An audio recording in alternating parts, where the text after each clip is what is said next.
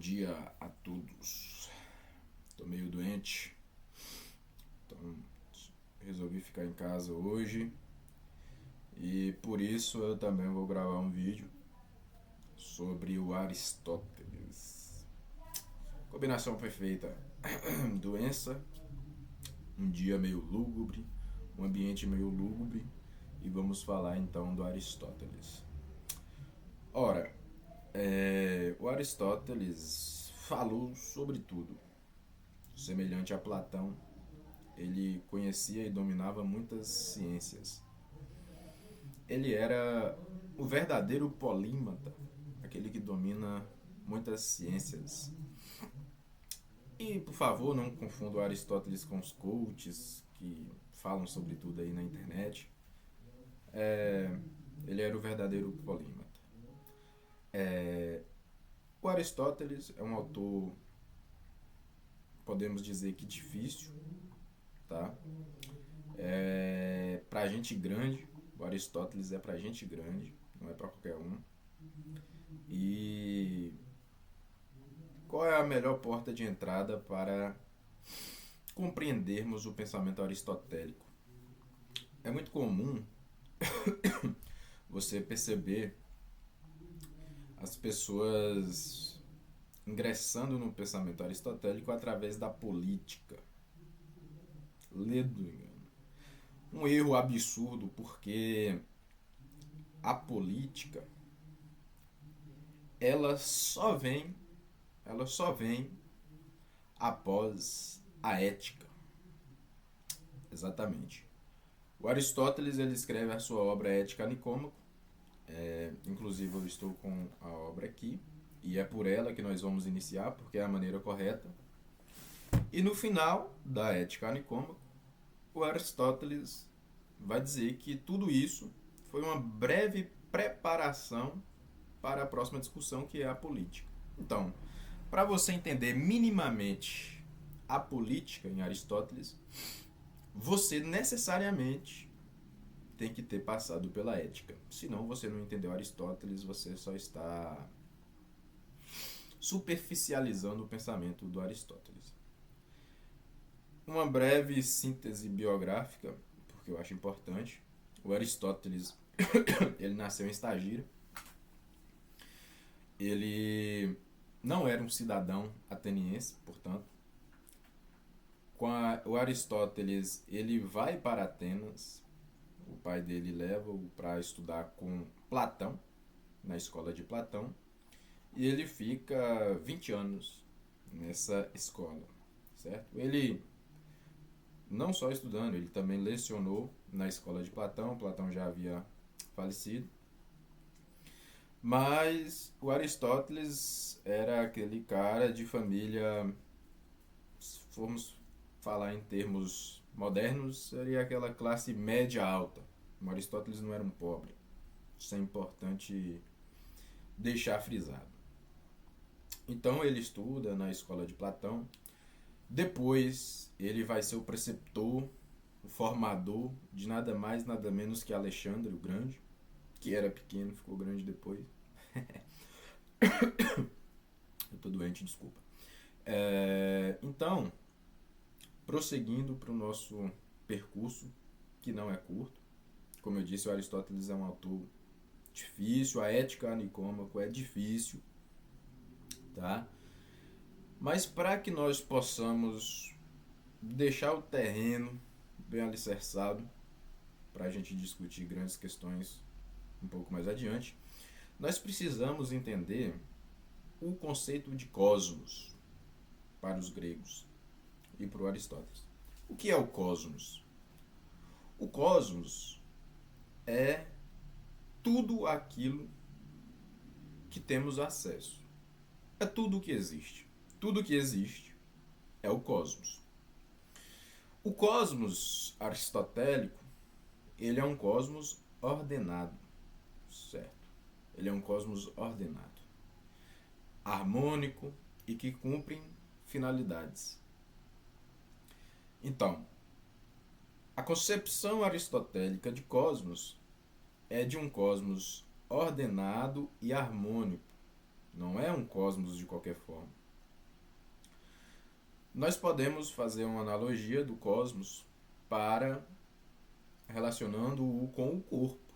O corpo. Imagine que o corpo humano é o cosmos, certo? E o corpo humano, ele cumpre com finalidades. O coração bombeia sangue, leva oxigênio para as células. A função do olho é enxergar, é ver, e por aí vai. De igual modo, é o cosmos aristotélico. E qual é a melhor relação que nós podemos fazer do cosmos aristotélico para percebermos esse ordenamento e essa harmonia? É a natureza. A natureza, ela cumpre finalidades, ela cumpre funções. Por exemplo, ela chove quando tem que chover, ou por que ela acabou tendo que chover. A função, e quando eu digo natureza, estou dizendo da physis, não é apenas árvore, rios, cachoeira, não é isso que é natureza. A natureza é o mundo material, é a physis. Portanto, dentro da natureza as coisas cumprem finalidades. O papel do cachorro é latir, do gato é miar, e etc. Então existe uma harmonia. Existe um cumprimento de funções, um cumprimento de finalidades. E você há de se perguntar, qual é a finalidade então do homem dentro da natureza? Se todas as coisas cumprem uma função, cumprem uma finalidade, qual é a finalidade do homem? A finalidade do homem é agir tendo como princípio o exercício racional. Certo? Se a gente for deixar barato, o papel do homem é pensar. Tá? O que nos diferencia do restante da natureza? É o logos, é a razão, essa capacidade intelectiva que nós temos de pensar acerca da natureza, acerca da realidade. Isso é o que nos diferencia. E você há de se perguntar, mas todos os homens pensam igual? Não. E aí nós vamos entrar em uma outra questão que é cara para o Aristóteles. Naturalmente, algumas coisas funcionam, digamos assim, ou são melhores do que outras. Por exemplo, o olho humano. A função do olho é ver, essa é a sua função natural. Alguns olhos enxergam melhor do que outros, certo? Alguns corações bombeiam sangue melhor do que outros. Alguns ouvidos ouvem melhor do que outros.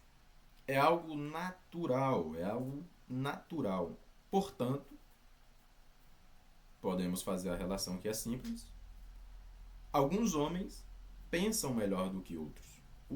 Se utilizam da razão melhor do que outros. Isso é claro. E para ficar ainda mais claro, Aristóteles dá um exemplo, que é o exemplo das sementes. Se você plantar 50 sementes em uma terra e oferecer as mesmas condições externas para o desabrochamento dessa semente, você vai perceber que algumas sementes cresceram, outras não cresceram tanto, outras cresceram e tomaram o lugar de outras, outras nem nasceram. Então, as mesmas sementes, com as mesmas qualidades de sementes, que cumpririam a mesma finalidade, a mesma função de semente, acabam por não desenvolver-se de maneira igualitária às demais sementes, comparando umas com as outras. O que nós podemos concluir com isso? Que alguns homens, se colocados no mesmo ambiente, com as mesmas condições, com com os mesmos fatores externos, alguns homens pensam melhor do que outros. Alguns homens desencadeiam as suas potencialidades melhores do que outros. Então, de maneira simples e direta, alguns homens são melhores do que outros. E isso é um assunto sério porque nós chegamos nos dois conceitos aristotélicos que são fundamentais para compreendermos o seu pensamento, que é o ato e potência. Potência é a capacidade de desenvolvimento de uma substância interna, intrínseca ao ente. Como assim? Um jogador de futebol, vamos pegar esse exemplo. Quando o menino está na base, vamos falar na base do Palmeiras, o Estevão, vamos pegar o Estevão. Quando o Estevão estava na base do Palmeiras, o preparador preparador da base do Palmeiras, ele identificou no Estevão a sua potência, ou seja, a sua potencialidade, aquilo que ele poderia se tornar. Isso é a potência. Ato era aquilo que ele era no momento presente. Isso é ato. Potência é aquilo que ele pode se tornar. Então o Estevão era um garoto com um grande potencial, potencialmente superior aos demais garotos da sua idade. A potência, ela é uma qualidade intrínseca ao ente, mas nem todo ente desenvolve a sua potência como deveria. Isso vai depender de condições externas, condições de ambiente, etc. Quando é que o homem lasca com o universo? Quando ele não consegue desenvolver as suas próprias potências. O homem lasca com a ordem natural do cosmos. Lembre-se que o cosmos ele tem essa harmonia. Lembre-se que para o cosmos funcionar bem, cada coisa tem que cumprir com a sua finalidade. Portanto, se você tem uma potência, uma qualidade de potência que não é desenvolvida, você começa a lascar com o ordenamento cósmico, certo? Dando continuidade, nós percebemos então que na ordem natural das coisas, existem algumas que são superiores a outras, inclusive os homens. O que dirá o Aristóteles? O homem que pensa melhor, ele deve governar os que não pensam tão bem. E é por isso que o Aristóteles, inclusive, vai defender a escravidão. Alguns homens são superiores a outros, e estes outros devem ser submetidos devem ser submetidos à superioridade dos outros. Porque quem pensa pior não pode governar sobre aqueles que são superiores naturalmente. O Aristóteles diz isso.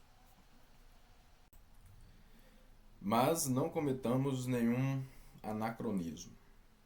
E vamos para o que interessa. Se alguns homens são superiores a outros, e a finalidade do homem é agir através da razão, como fazer isso? Se nem todos atingem as suas potencialidades, qual é a finalidade última do homem, então? Se todas as coisas são meios para uma determinada finalidade, qual é a coisa que tem a finalidade em si mesma e que o homem deve buscar? É aí que nós começamos a entrar, então, em dois conceitos importantes no pensamento aristotélico. Um deles é a virtude, ou a arete, e o outro é a eudaimonia, que é a felicidade. Todas as coisas, elas têm uma finalidade, mas uma coisa tem a finalidade em si mesma. Por exemplo, a finalidade do médico é alcançar a saúde, fazer com que alcancem a saúde. A finalidade de um grande poderio bélico é a guerra, é a vitória.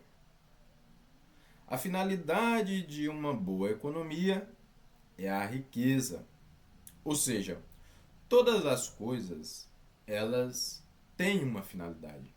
Ela é meio para uma finalidade. A única coisa, segundo Aristóteles, que tem uma finalidade em si mesma é a felicidade, é a eudaimonia. Então, se cada coisa tem uma finalidade que lhe é própria, todas as coisas tendem a alcançar o último estágio de finalidade, que é a felicidade, possuindo a sua finalidade em si mesma. Quando você atinge a finalidade, quando você atinge a felicidade, a felicidade é um fim último.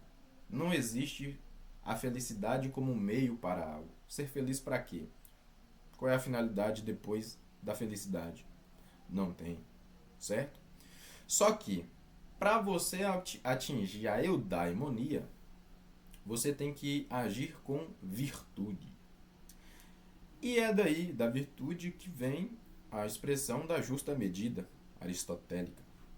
Vamos pegar aí a temperança para tentarmos exemplificar o que seria a justa medida. É claro que é muito comum termos um erro de raciocínio quando falamos a justa medida. Porque pensamos, a justa medida de 10 é 5. É só agir no meio, buscar o meio e que está tudo certo. Errado. O objetivo do aluno é tirar 10. Se ele tirou 5, ele está na justa medida. Errado. Continuando com os exemplos da temperança. Se você é viciado em álcool, você é uma pessoa que é viciada em beber.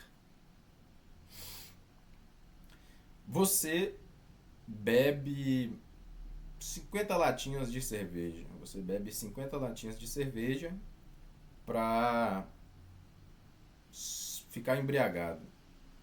Então, a sua justa medida seria tomar 25. Também não faz sentido. A justa medida aristotélica é o meio, não do ponto de vista quantitativo, certo? É você buscar o equilíbrio entre dois extremos. Por quê? Porque quem não bebe nenhuma gota também é um viciado. Ele também está no extremo ao contrário, digamos assim. A justa medida é não haver esta preocupação, é você agir de tal forma que as suas ações sejam naturais, sem gerar nenhum tipo de conflito com a sua razão. Então, pegando o exemplo do álcool, se eu for beber, eu não vou pensar quantas. Não pode haver esse conflito. Se eu beber tantas, eu vou ficar alcoolizado, vou ficar embriagado. Se eu não beber nada é melhor porque eu nem corro risco. Os dois extremos são desmedidas, certo? É preciso que naturalmente você haja sem fazer esse conflito mental. E essa é a justa medida. E só assim, só através dessa virtude, dessa justa medida, você poderá alcançar o bem último, a finalidade última, que é a eudaimonia. A virtude, a arete, se você for traduzir de maneira séria, ela está mais relacionada com a ideia de excelência, certo? E o que é a excelência? A excelência é você fazer o melhor que você pode de acordo com a qualidade intrínseca da sua potencialidade. Por exemplo, se você é um jogador de futebol Com a qualidade do Messi, a sua arete é acabar com o jogo. É fazer gol, é dar assistência. Isso é a sua arete. Essa é a sua excelência. Mas, se você é um jogador de futebol com a potência do Rony, que joga no Santos atualmente, mas que era jogador do Palmeiras, a excelência do Rony não é a mesma excelência do Messi. Certo? A excelência do Rony é fazer o feijão com arroz.